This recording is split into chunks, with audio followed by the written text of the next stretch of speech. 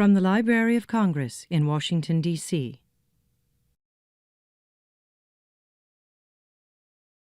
Hello, good afternoon, and it's very nice to see such a wonderful crowd here this afternoon.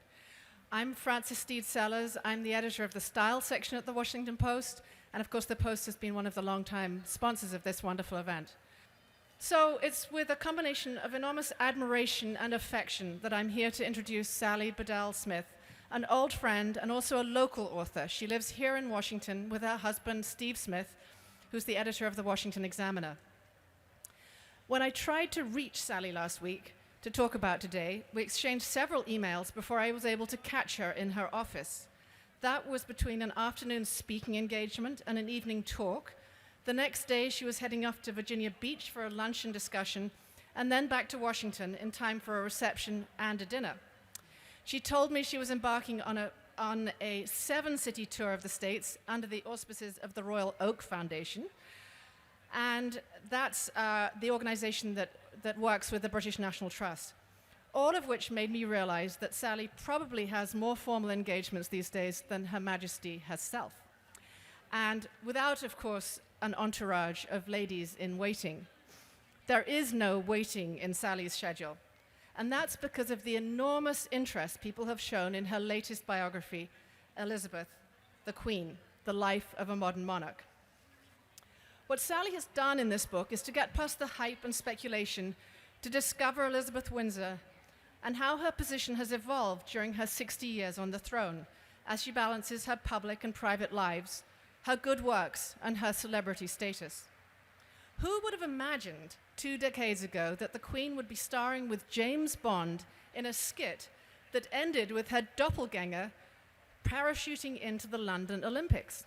Well, read Elizabeth the Queen and it all makes sense.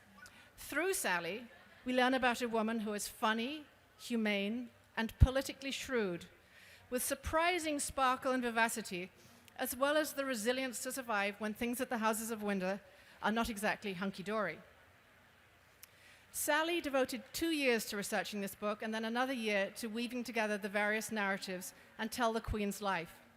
She met the Queen 3 times in private settings, first here in Washington, D.C. at the British Embassy.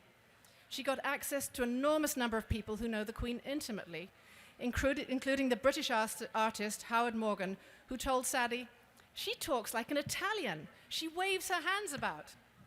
So Sally delved into archives, poured through diaries, read notes about the birth of Prince Charles. She even had a private tour of the Queen's stud at Sandringham. She can tell you what it's like when the Queen laughs. The best-selling, award-winning author of 5 other biographies, Sally has taken us inside the Clinton and Kennedy White Houses. She's written about Diana, the Princess of Wales, about Pamela Harriman, and William Paley. Please join me in welcoming Sally Bedell Smith, and perhaps we can begin by asking her the most perplexing question: what does the Queen carry in her handbag? Welcome, Sally.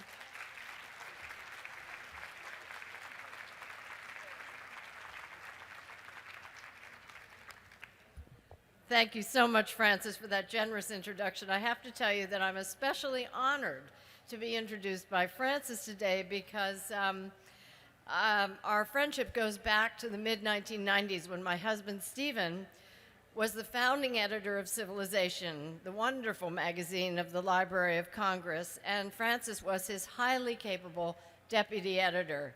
The magazine unfortunately fell victim to the first wave of infatuation with the internet and lost its funding, but Frances has gone on to be a top editor at the Washington Post.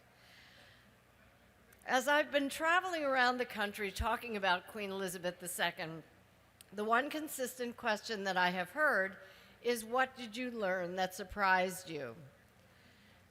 Well, the answer is that it seemed like there was something unexpected around almost every corner. In the course of my research, I made numerous discoveries about the way the Queen goes about her job and about aspects of her character and personality that people either don't know about or don't fully appreciate. One of my main goals in writing Elizabeth the Queen was to part the curtain and tell what she's really like, taking the reader as close as possible to Elizabeth, the human being, the wife and the mother and the friend, as well as the highly respected world leader.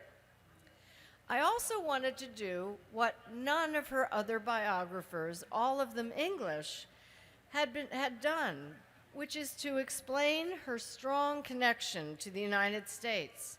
Not only has she been to this country 11 times, 5 of them on private holidays, the most vacation time she has ever spent anywhere outside her private estates. Some of her closest friends are Americans, which may be one of the biggest surprises. She has also known every president from Harry Truman to Barack Obama, with the exception of Lyndon Johnson, who tried but failed to meet her. I remember being impressed when an official at the American Embassy in London told me that during the memorial service at St. Paul's Cathedral after the 9/11 attacks, the Queen sang every single word of the American national anthem. And I would bet that there aren't any presidents who can sing all the words to God Save the Queen. Since we are here today on the National Mall, I thought I would focus on the Queen's fondness for this country and its people, both little known and well known, and in so doing, illuminate corners of her life that can help you understand her better. Her relationships with American presidents have most often played out against state visits here and in Britain. When Elizabeth first came to Washington in 1951, she was a 25-year-old princess, only months away from becoming queen. Harry Truman was completely smitten, announcing that when everyone becomes acquainted with you, they immediately fall in love with you. Like those who followed him, Truman was surprised that Elizabeth was so much more approachable than she seemed in her public image. Dwight Eisenhower had the advantage of having known Princess Elizabeth during World War II when he was in London as Supreme Allied Commander. He had what he called a devoted friendship with her parents, King George VI and Queen Elizabeth. And he entertained the teenage princess at dinner in his London apartment, where he served her prime ribs of beef, cooked according to Ike's instructions, nice and rare. Her first state visit to this country as queen in 1957 was given short shrift by her other biographers, but through contemporary accounts, archival research, and an interview with the only remaining witness with an intimate view of the visit, I discovered what a groundbreaking moment it was for the 31-year-old queen. Ruth Buchanan, who was the widow of Eisenhower's chief of protocol, was with the royal couple throughout their 6 days in the United States, which began in Jamestown and Williamsburg, ended in New York City, and included an impromptu visit to a supermarket in suburban Maryland. Ruth gave me an invaluable personal perspective on Elizabeth's conduct as queen and her relationship with her husband, Prince Philip. One of my favorite descriptions was of a moment on the president's airplane when Philip was immersed in the sports section of the newspaper and ignoring his wife's questions as she wrote postcards to their children. When she pressed him, he got flustered. It was so like what an ordinary wife would do when her husband wasn't paying attention to her, Ruth told me. She also noted that Elizabeth was very certain and very comfortable in her role and very much in control. Yet once when Ruth was waiting at the White House for her husband to escort the Queen to a limousine, Ruth heard her roaring with laughter at one of the protocol chief's jokes. "You didn't realize that she had that kind of a hearty laugh," Ruth said. But the minute she rounded the corner and saw me, she straightened up. And this combination of public dignity and private merriment exists to this day. The 1957 visit was remarkable for its informality and spontaneity, and the number of unguarded glimpses of the Queen seen by the public. She had specifically asked to see what she called an American football match. And before the game between University of Maryland and University of North Carolina, she went down on the field and chatted with the players. The governor of Maryland explained to her the history of football going all the way back to the Greeks and Romans, and the president of the University of Maryland even showed her how to throw a forward pass. She watched the game intently, but she did seem perturbed whenever the players threw blocks. On the way to the stadium, she had spotted a supermarket, which was a phenomenon that was then unknown in Britain, and she asked if she could see how American women went shopping. Well, a visit was hastily arranged after the game, startling hundreds of shoppers. Wearing a full-length mink coat, she and Prince Philip explored the supermarket like a pair of anthropologists in a foreign culture. They wandered the aisles, chatting with customers, inspecting the children's seats in the shopping carts, and marveling at the quantity and range of products. The Queen was particularly intrigued by the frozen chicken pot pies, and she quizzed the store's manager about refrigeration techniques and how the checkout counters worked. At her insistence, they arrived at their next stop, New York City, by water, which is a vista she had been dreaming about since childhood. She squealed with delight. "Whee!" she said when she first caught sight of the skyline of Lower Manhattan, which she compared to a row of great jewels.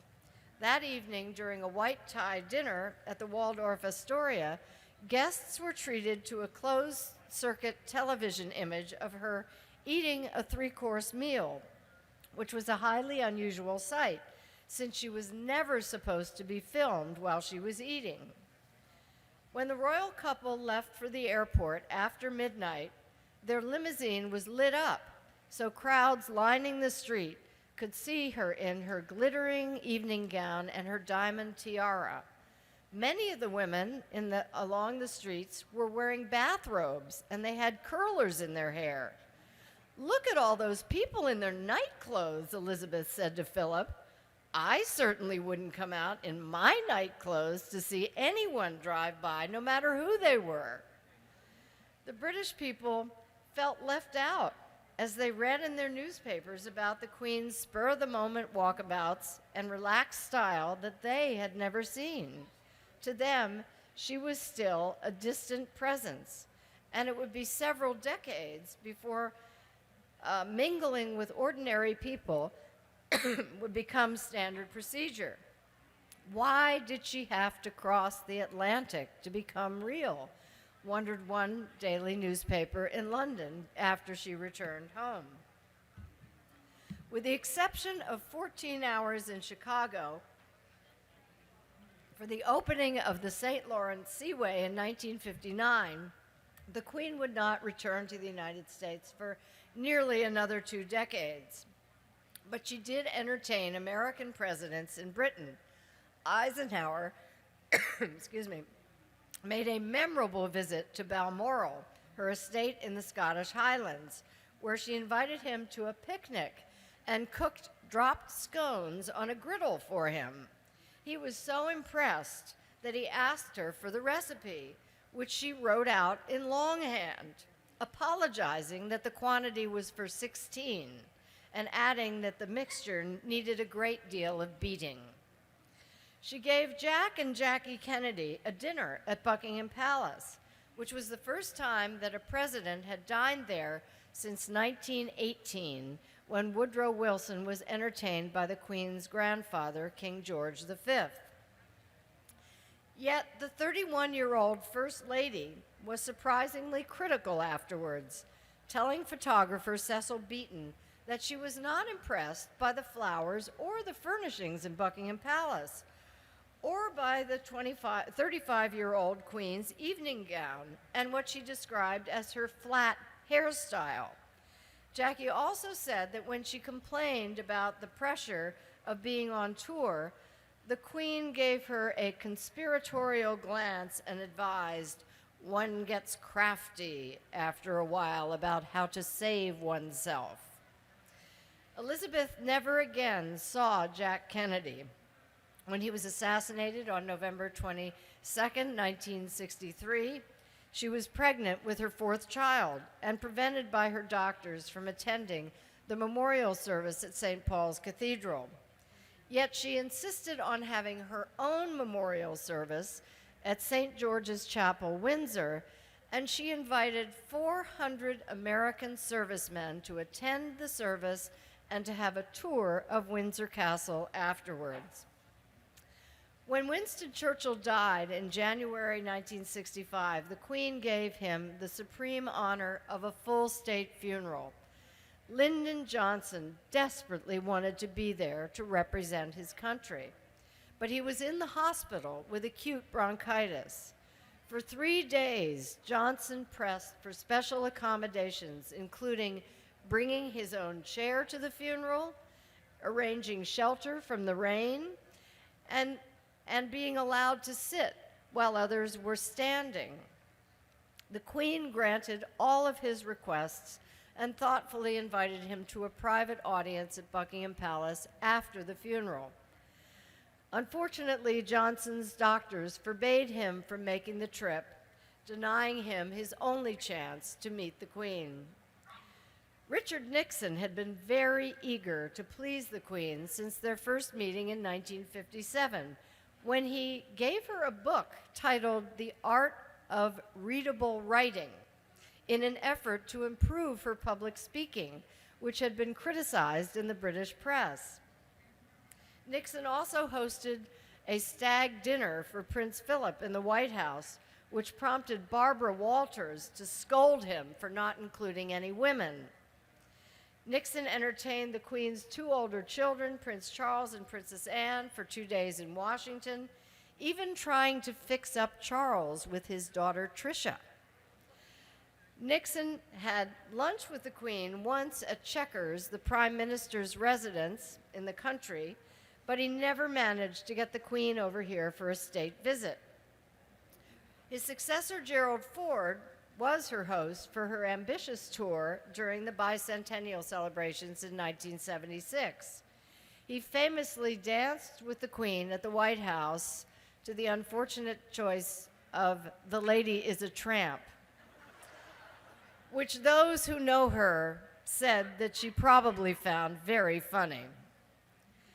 Both the Queen and Prince Philip enjoy it when planning goes somewhat awry, as it did at the British ambassador's reception for 1,600 people during the Washington leg of their tour.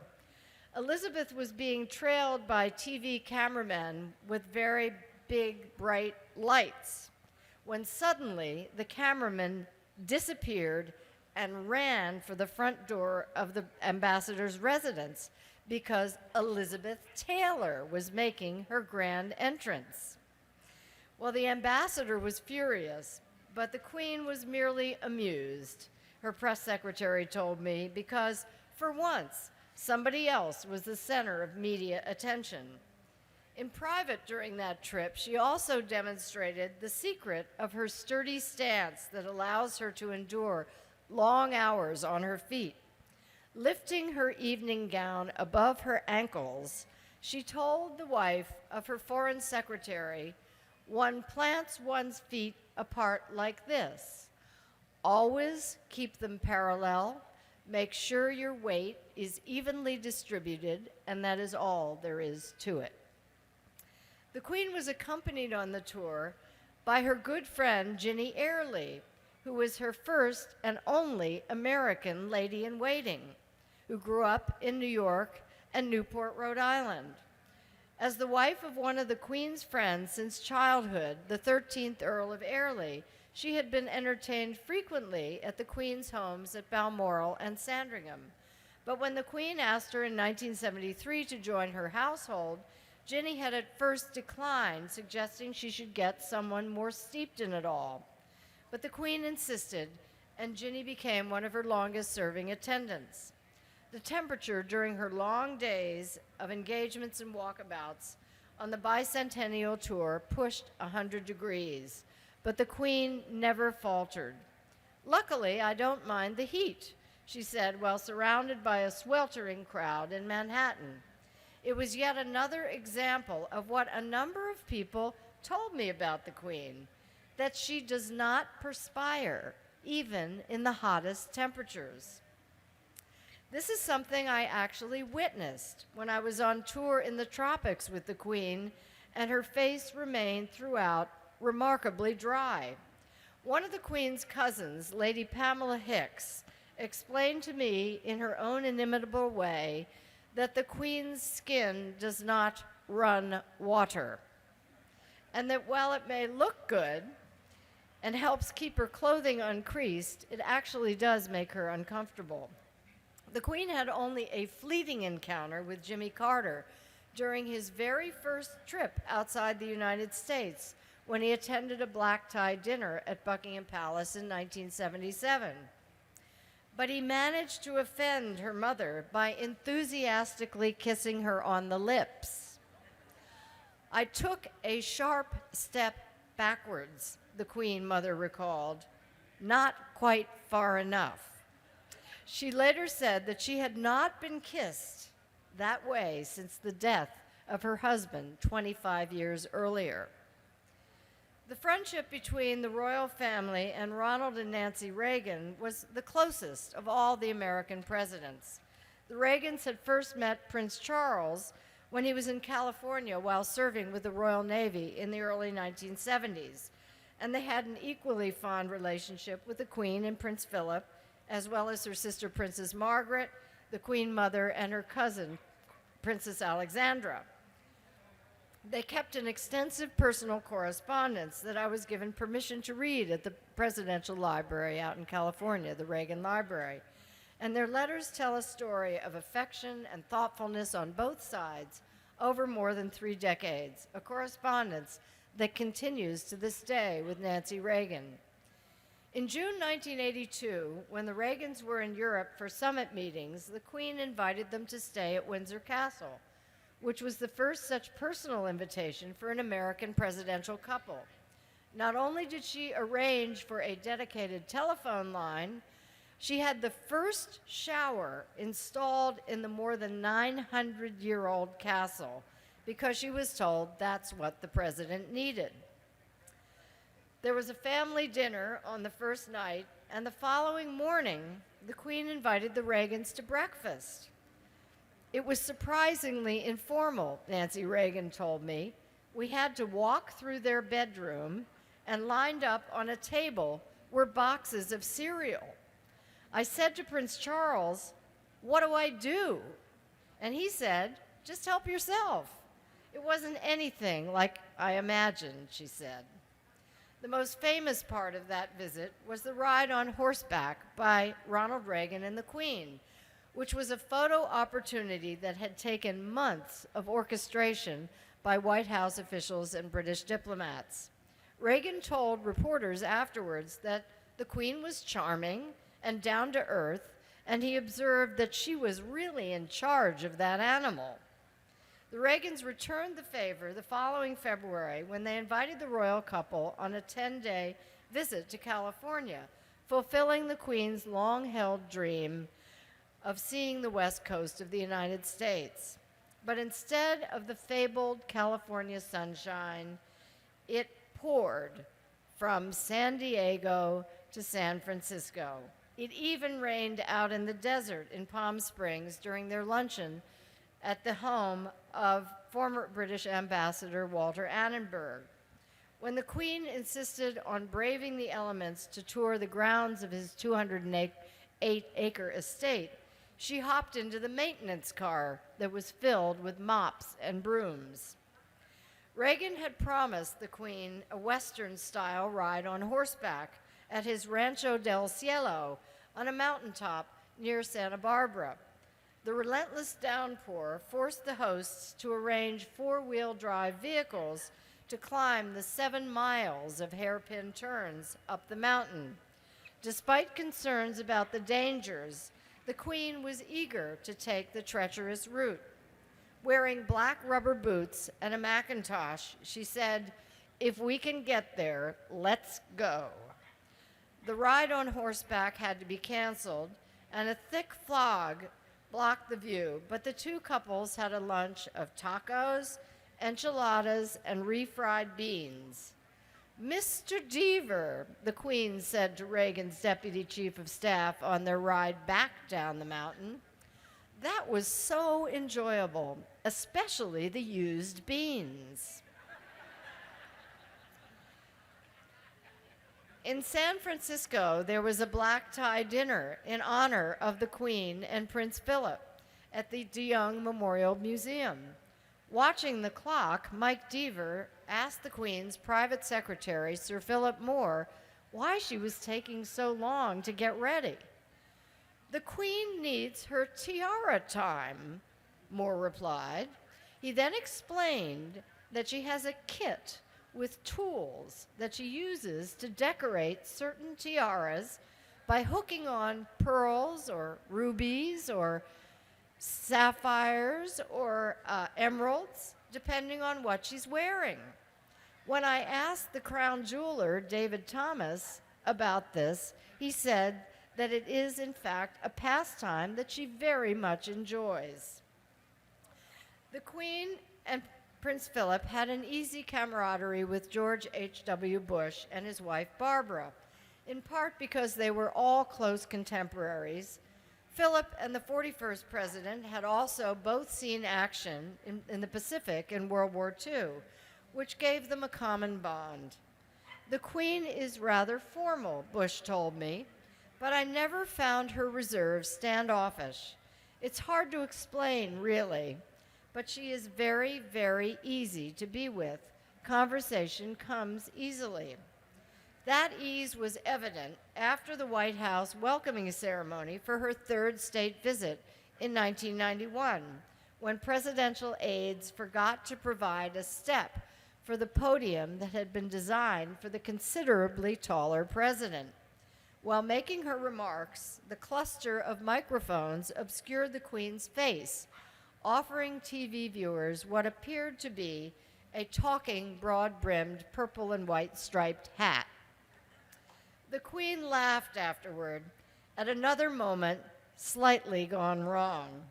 Her humor made it all seem fine, George Bush said. He also marveled at her stamina at age 65.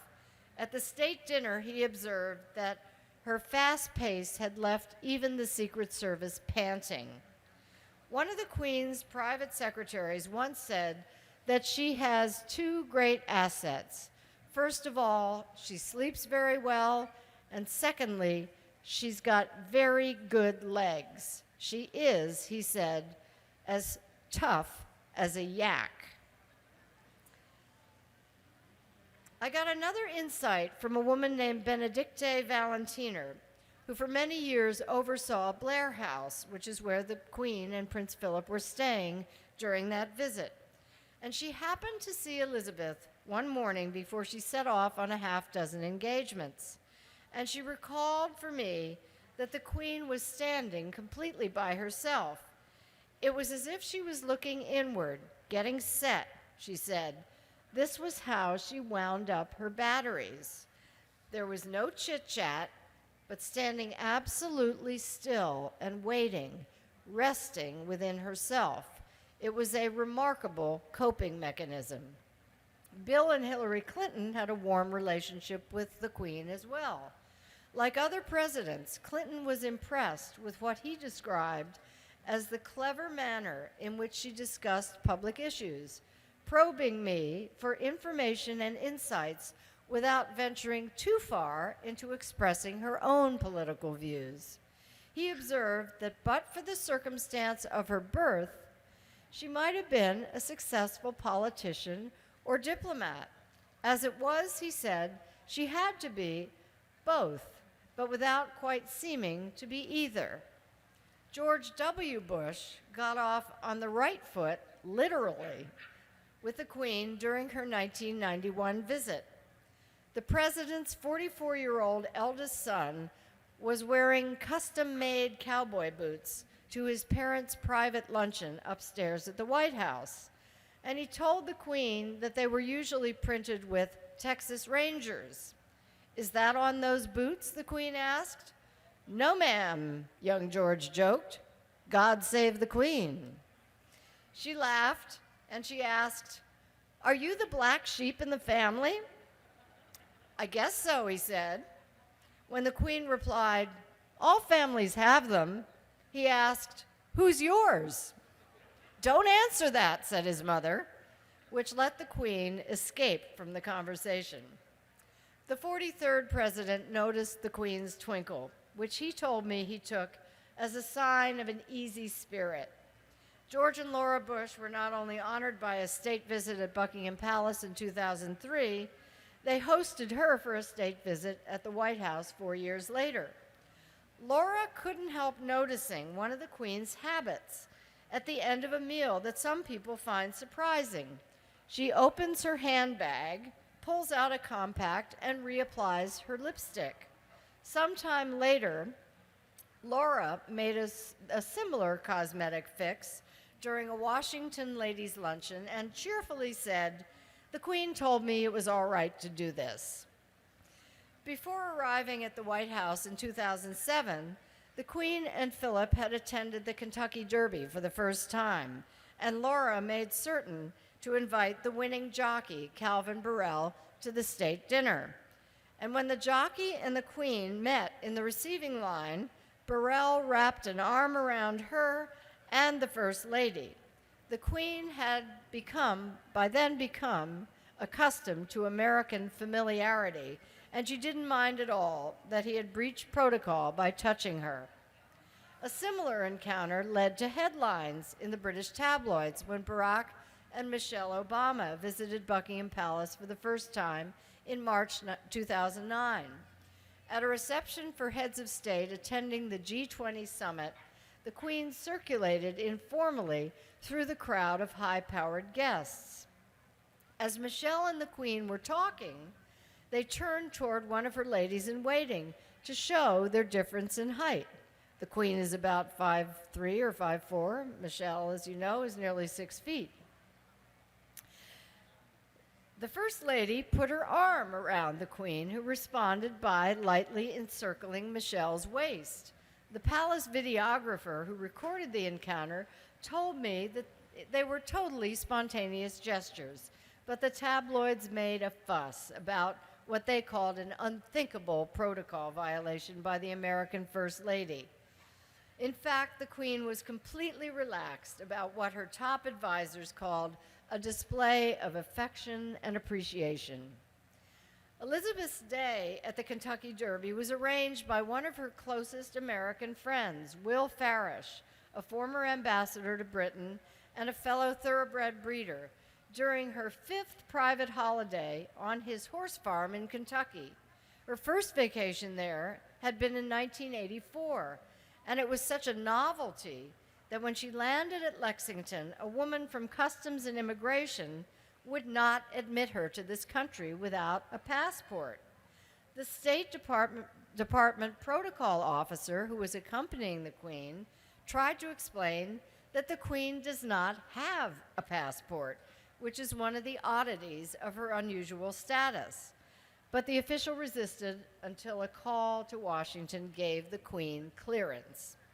The pattern of her stay in the bluegrass horse country held for all of her subsequent holidays: visits to stud farms to see prospective stallions to mate with her mares, outings to local racetracks, lunches and dinners with friends from the horse world. One of her senior advisors told me that he saw an atmosphere of informality and gaiety that I never saw in England. No one was calling her ma'am or your majesty. She was laughing and joking and having fun. In 1984, she also stayed for a weekend in Wyoming at a ranch on the slopes of the Bighorn Mountains.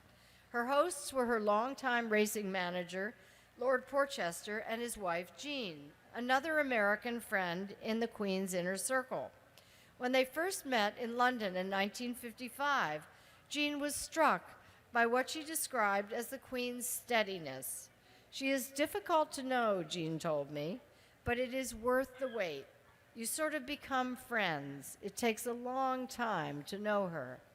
In Wyoming, the Queen was able to relax completely, taking 5-mile walks on the 4,000-acre property and joining shooting parties as the guns brought down pheasants and partridges and grouse. She hosted a dinner at the Maverick Supper Club, where she was quite perplexed by the prospect of ordering from a restaurant menu, which she hadn't done before. When offered various sizes of filet mignon, she asked, now here's a surprise, for a queen-sized fillet cut with hash brown potatoes and onions, she said, because I've never tasted them before. On her departure, she wrote a letter to Ronald Reagan describing the time she had spent in America doing what she liked best, looking at beautiful thoroughbreds and walking in the wide open spaces by the mountains. The American West had long held a fascination for the Queen, and one of her most intriguing American friends has been Monty Roberts, a California cowboy who is known as a horse whisperer for his humane techniques to train horses in a circular pen. She was so impressed by what she had read about his approach that she invited him to demonstrate his techniques at Windsor Castle in 1989. Come show me this lion's cage of yours, she said. Do I need a whip and a chain? As Monty recalled to me, she said it not only with a twinkle, but that her method of addressing him, clearly her talent, put him at ease. His demonstration was a big success, and the Queen and the cowboy struck up a fast friendship. Over lunch in the castle gardens, she asked him numerous questions. I saw a mind open up, he recalled. When he told her something that she didn't know, she would sit on the edge of her chair, he said, with the humility of a first grader. She also gave him advice on how to present his concepts to a skeptical group of English trainers. You need to ease up, he said, so you don't appear to be too competitive. The Queen encouraged him to write his memoirs, critiqued his drafts, and even found him a publisher. They remain in contact by phone, and he visits her at Windsor and Sandringham several times a year. In 2011, she awarded Roberts by making him an honorary member of the Royal Victorian Order. And when her oldest corgi, Monty, died several weeks ago at age 13, it was revealed that he had been named after Monty Roberts. Her last visit to the United States was in July 2010 to lay a wreath at Ground Zero in New York City, and she spent nearly a half hour in record-shattering heat of 103 degrees, greeting families of those who had lost their lives on 9/11. Debbie Palmer, the widow of a firefighter who died in 9/11, echoed the observation of others when she told me, we were all pouring sweat, but she didn't have a bead of sweat on her. I thought, this is what it's like to be royal. Well, the Queen has shown us over the years how to be royal in so many ways. Her sense of duty and her professionalism, as well as her wisdom and her good judgment, which has endeared her not only to her subjects, but to so many people in this country. On her first state visit in 1957, she emphasized the common language and the heritage of history between Britain and America. And she praised the enlightened and skilled statesmen who founded the American Republic. She has repeated her pledge of friendship between many, many times over the years, with her words and her actions and her clear affection for America's traditions, its people, and its leaders. The Queen has helped in ways beyond measure to ensure that the special relationship between Britain and the United States transcends political differences wherever they may arise. Thank you, and I'd be delighted to take questions.